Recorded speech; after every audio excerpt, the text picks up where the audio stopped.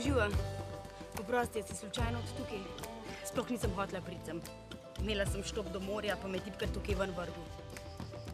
Kam pa sploh greš na morje? Jader.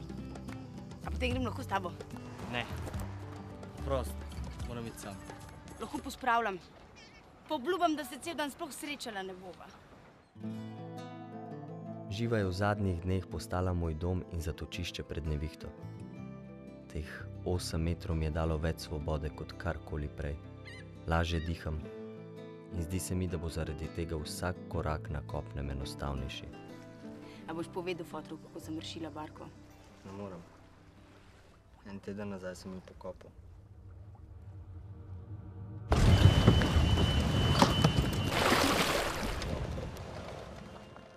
Delala sem stvari, ki so mi jih rekli, ne jih delam. K sterci sem pisala 98 posto, zlata maturantka sem bila. Vpisala sem se na pravo, tako kot so mi starši rekli. Kako ti misliš, da sem jaz star? Po duši si 75 plus. 3, 4, zdaj.